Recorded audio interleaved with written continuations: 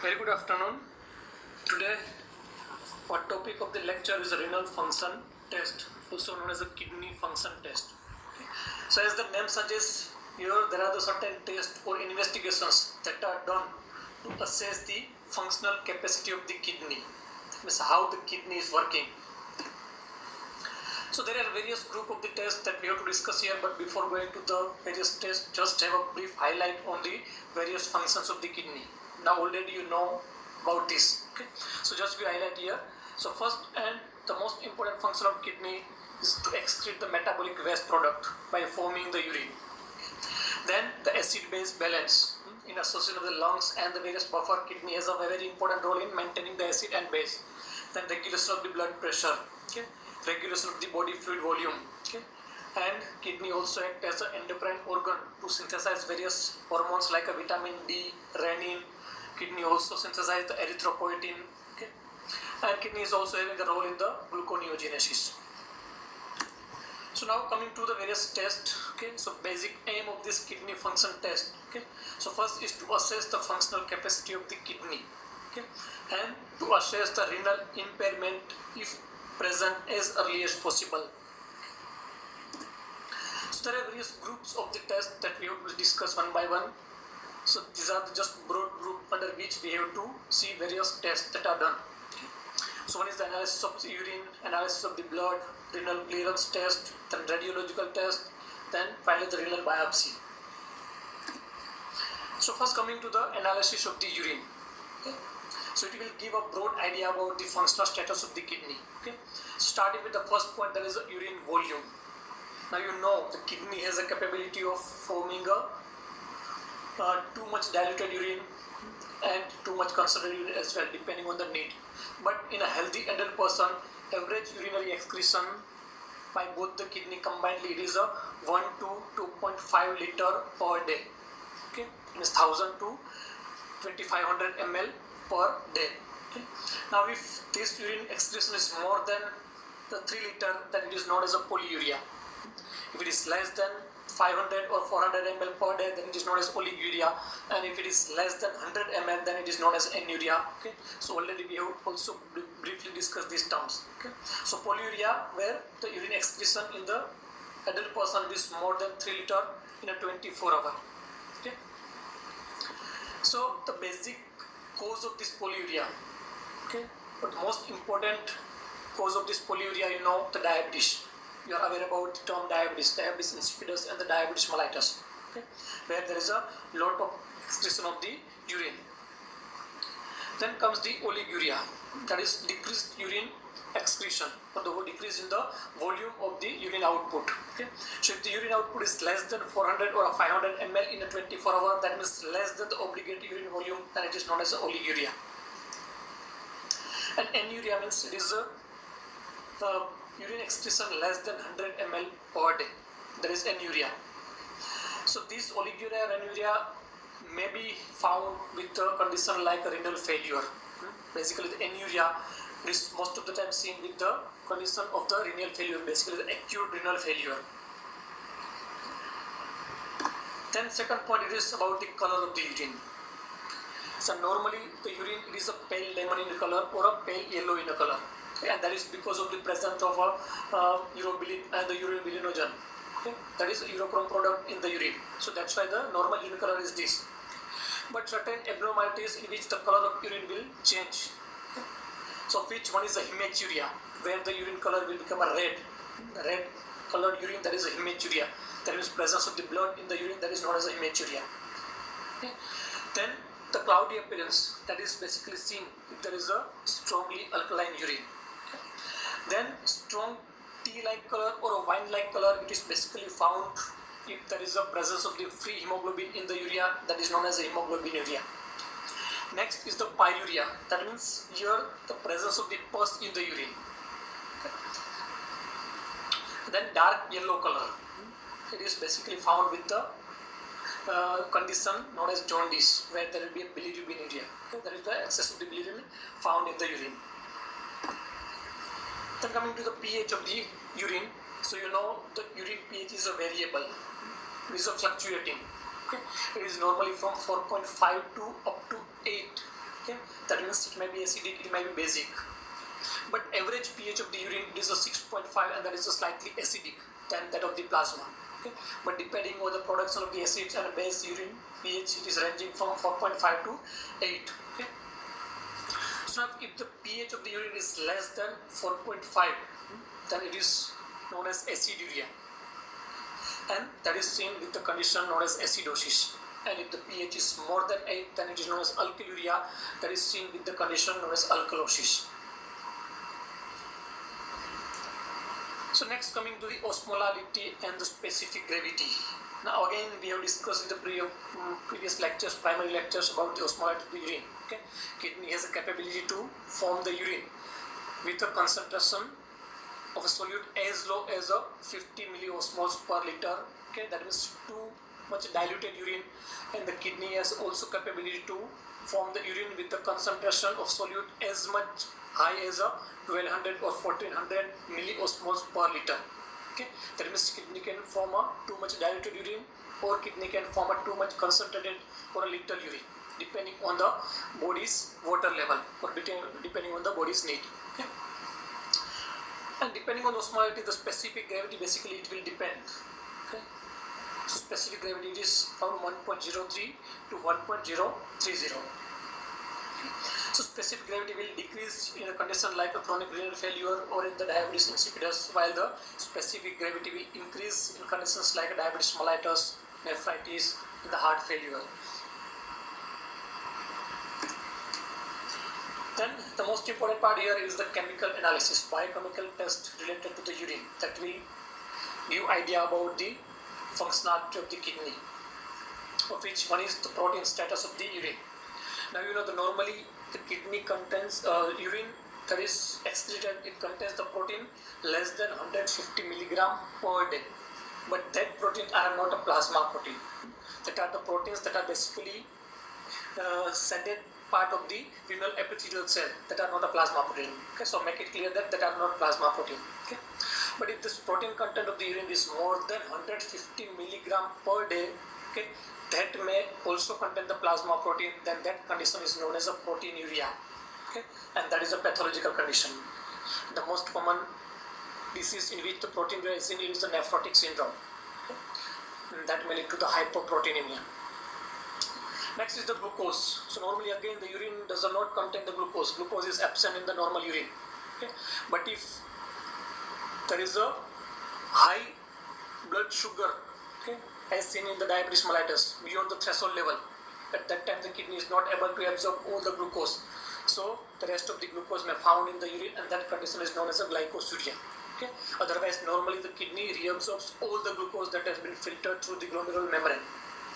But in the severe diabetes mellitus, this glycosuria, or the presence of the glucose, is found in the urine. Okay. Next is the ketonuria, that is presence of the ketone bodies in the urine.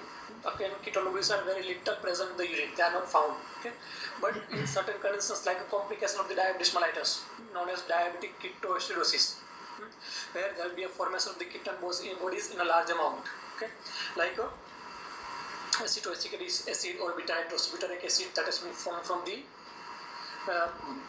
as a complication of the diabetes mellitus, and that may lead to the excretion of large amount of the ketone bodies in the urine, and that is known as a ketonuria.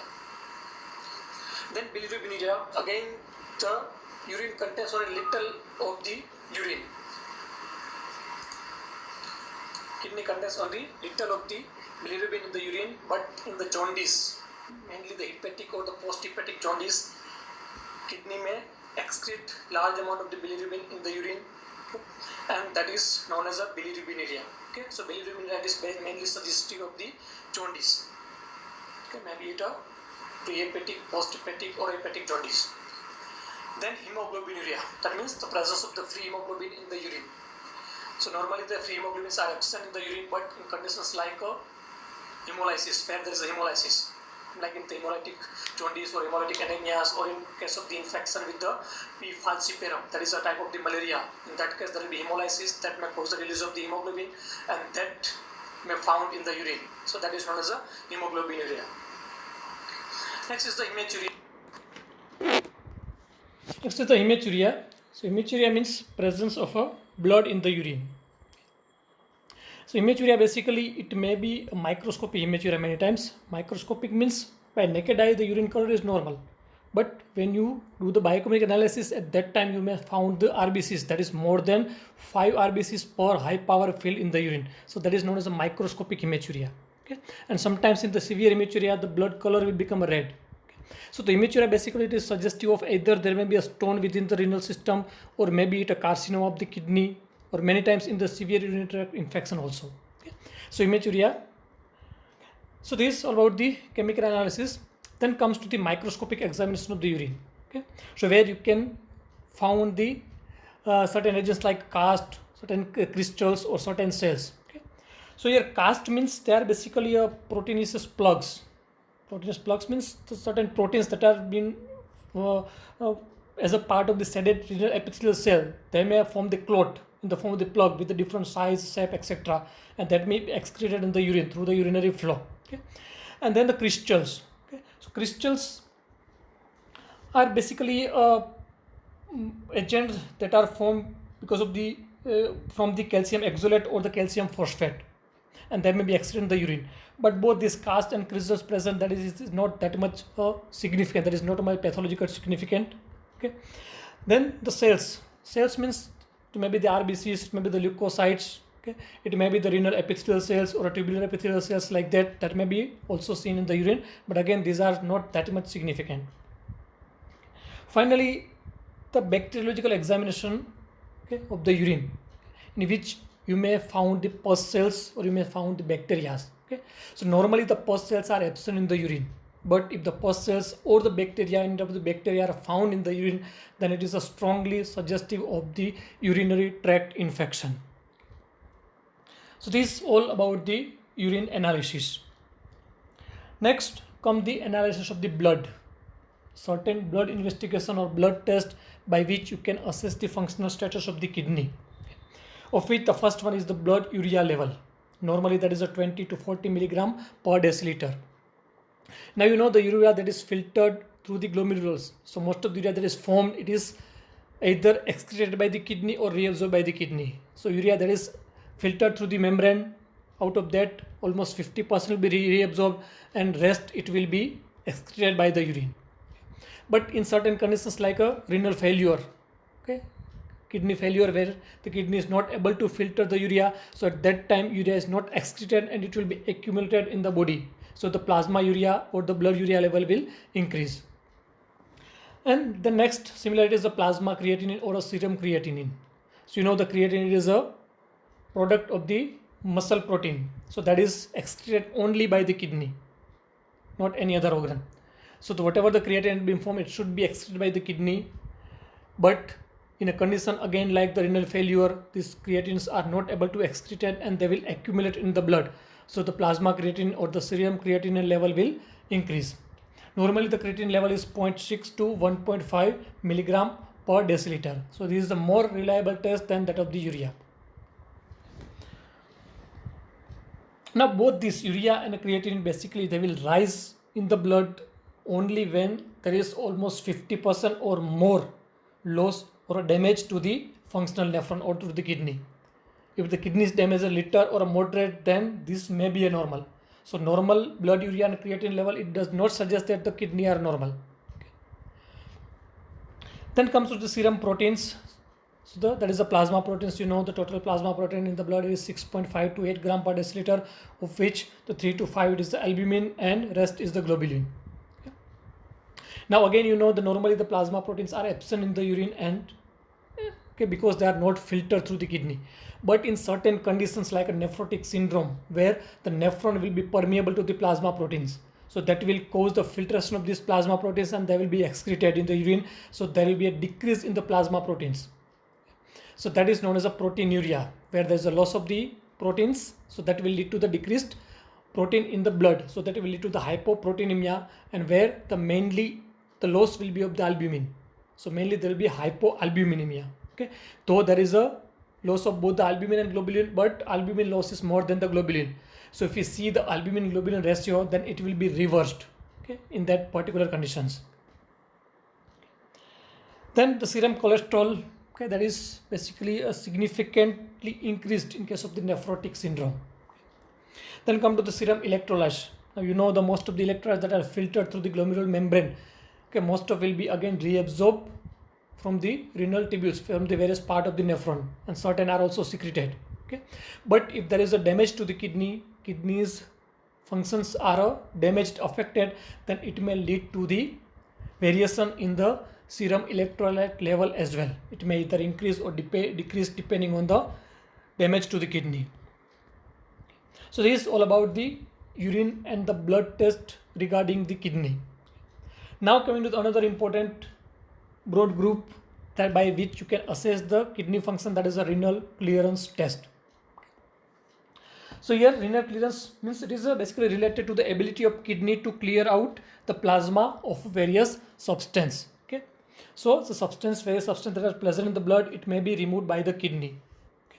So the rate at which that particular substance are cleared from the plasma, that means from the blood, it will give you an important tool to see the effectiveness with which the kidneys are excreting the various substance.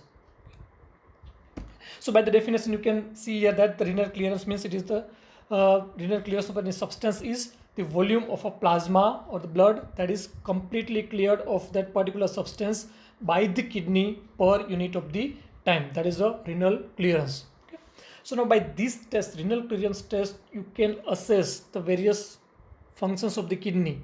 Maybe it a glomerular function, maybe it a tubular function. Okay, and in addition to that, you can also know about the renal blood flow, renal plasma flow.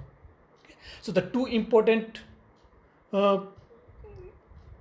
things that you can get by this renal clearance test, one is the GFR, that is the glomerular filtration rate, and next is the renal plasma flow. Okay, so there is one formula by which you can calculate the clearance of the substance, and by which that clearance you can get idea about the GFR or the renal blood flow, and also you can get idea about the tubular reabsorptive function and the secretory function also.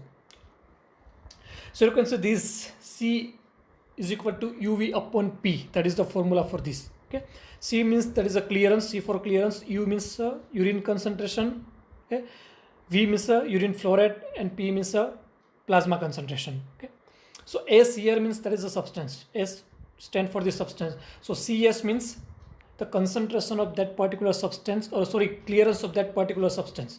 Okay, so that clearance is equal to UV. U means US here means the concentration of that particular substance in the urine. Okay, V means urine flow rate or a urine excretion rate. Okay, and PS, that is the concentration of the substance, that particular substance in the plasma, that is in the blood. Okay, so by this mathematical formula you can assess the clearance of that particular substance, whether it is endogenous or exogenous, and depending on that clearance you can know about the GFR and the renal blood flow. So now there are certain criteria for the substance. If you are using that substance exogenously, okay, then it should be fulfilled. The one is that substance must be freely filtered at the glomeruli. Okay, it must not reabsorb, or it should not be secreted by the tubules. Okay. It should be biological inert and non-toxic. It should neither metabolized or nor stored in the kidney, and the concentration of that particular substance, it must be measurable. So the certain important clearance that we have to discuss, of which the first is the inulin clearance test. So inulin is basically a chemical dye. It is naturally not found in the body, but you have to inject exogenously. And this inulin, it is a non-inert, non-toxic substance, and it is easily filtered through the glomerular membrane, and it is neither reabsorbed nor secreted. So जो भी inulin आपने inject किया वो easily filter हो जाएगा, जितना filter हुआ है उतना ही वहाँ से आपका एक्सक्रीट हो जाएगा. Okay, so the inulin clearance it is almost equal to its filtration. Okay, so by this clearance test you can measure the GFR. You can see here the glomerular filtration rate. It is measured by this inulin clearance test. This is the most accurate test to measure the GFR, because the inulin, it is easily filtered and it will be excreted as it is. You can see here the inulin is filtered easily and it is excreted as it is. There is no secretion or no reabsorption. Okay. So in this figure you can see this example. Here is the efferent arteriole. This is the efferent arteriole. This is the glomerular corpuscle. These are the renal tubules, and here is the final excretion. Okay, so the inulin, if you are injecting, suppose the concentration of inulin is in the plasma, in the blood, at this level it is a 1 milligram per ml. Okay, and that will be easily filtered through here. Okay, and there will be no secretion, no reabsorption. And finally you have to measure after some time the concentration of that substance inulin in the urine. Now let us suppose the concentration of inulin in the urine, it is 125 milligram per ml. Okay, and then finally you have to measure the urinary flow rate, urine excretion rate, that is a V. Okay, so let us suppose it is 1 ml per minute. Okay, now putting that value in the formula here. Okay, concentration of inulin in the urine, that is 125, urine flow rate, that is 1, concentration of inulin in the plasma, that is again 1. Okay, so 125 into 1 divided by the 1, so it will give you a result as a 125 ml per minute. Okay, so this clearance, that is as equivalent as the GFR. So GFR will be 125 ml per minute from this example. Okay, so this inulin clearance test is the most accurate test to measure the glomerular filtration rate. Next is the creatinine clearance test. Okay, so this is basically less accurate but more convenient. Less accurate in the sense the creatinine that is filtered through the glomerular membrane, but many times it is also secreted by the tubules. Okay, so the renal clearance of this creatinine, it may be more than that of the GFR, more than the filtration rate. Okay, so that's why it is called as a less accurate than that of the inulin, but it is a more convenient in the sense because the creatinine, it is an end product of the muscle protein, so it is found endogenous, it is a natural product. Okay, so you have to not inject is from the outside. Okay, so it is a non-invasive method, while the inulin test is an invasive method. Okay, so no need to inject the dye from the outside, so there are no any harmful effect of that particular things. So creatinine, it is a natural product, so it is a more convenient, but it is the less specific or less accurate. Okay, then the urea clearance test, again it is again less accurate. Okay, not used routinely, but it is again non-invasive because urea is again end product formed in the body and excreted by the kidney, but many of the urea, they are reabsorbed and almost 50% are excreted. So the clearance of this urea, it will be less than that of this GFR, so it is a quite less sensitive. Okay. Then PA clearance test, that is basically used to measure the renal plasma flow, total renal plasma flow. Okay. So this para-aminohippuric acid, it is basically chemical, not again found naturally. Okay, but if you are injecting that PAH, then it is easily filtered through the membrane and it may be also secreted by the tubules. Okay, so again the PAH clearance test, here the clearance will be more than that of the GFR. So it is not ideal test to measure the GFR, but it is important test to measure the renal plasma flow. Okay. Then certain other clearance tests that you can use as a supportive part here. One is the osmotic clearance test and the free water clearance test. So this is about the various clearance test. Now coming to the radiological investigation. Okay, though these are the not renal function test directly, but by this you can get idea about the anatomy and the physiology of the renal system. Okay, so as a supportive things, it can be included as a part of the renal function test. Okay, so various radiological tests that are highlighted here. One is the plain radiograph, then intravenous pyelography, ultrasonography, computed tomography, and the radionuclide studies. Okay, so which the primary investigation is the plain radiograph. Okay, that is easy. Okay, it is economical. Okay, so plain radiograph means simple X-ray. You are aware about the term X-ray. Okay, so simple X-ray of the abdomen, it will give you idea about the stone if it is present within the urinary system. You know the stone, if that stone is present within the kidney or in the ureter or the bladder or the urethra. Okay, so that may be visible by this plain X-ray of the abdomen. Okay, so because the stones are basically made of the calcium, okay, and they are radio opaque, so they will be visible under the X-ray. The next one is the IVP, intravenous pyelography. Okay, so as the name says, intravenous means you have to inject certain agent, okay, in the blood. Okay, and pyelography means by this test you can assess the renal pelvic system. Basically, you can know about the pelvic callosal system. Okay, so here the dye is injected, and then after some time you have to take the serial x-rays, plain x-rays of the abdomen after 5 minutes, after 10 minutes, after 30 minutes, like that.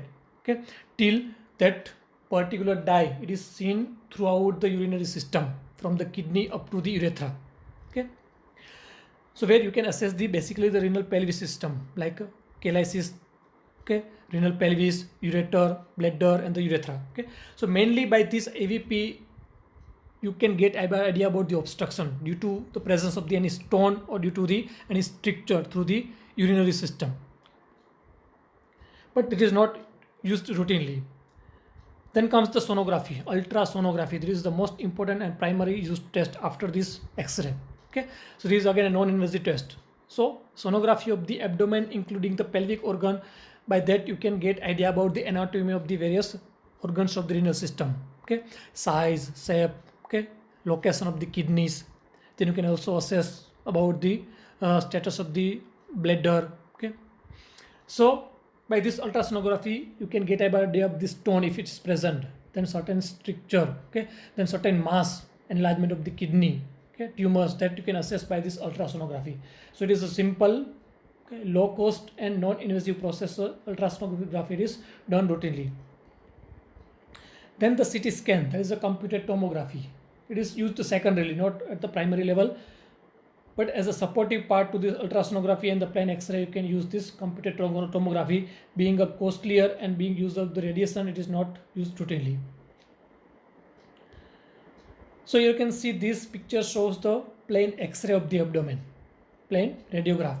So you can see this arrow that is showing here this, okay, this white colored portion, radio opaque portion, that is a stone. Okay, so this is a stone that is maybe in the lower part of the kidney, or it may be in the ureter.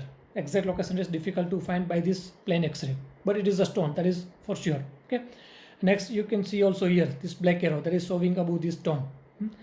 The location may be mainly in the bladder. Okay, so by this plain X-ray you can know the presence of this stone. That is the IVP, intravenous pyelography, in which after injecting the dye you have to take the serial X-ray of the abdomen, okay, after certain intervals. Okay, so you can see here this picture, you can see this is the renal pelvic or a pelvic callosal system. So you can get idea about this renal pelvis, okay, cheilitis, then the ureters, like that. Presence of this dye, depending on the presence of the dye, you can get idea about the stricture or the stones or the obstruction present within the renal system. Okay, and finally the renal biopsy. Okay, so if this test done till now, okay, by that if you are not getting exact diagnosis regarding the renal pathology, then as a supportive tool this renal biopsy is used. So this completes the renal function test. So this is an important topic that can be asked as a short note and also in the short questions. So thank you very much. Have a very nice day.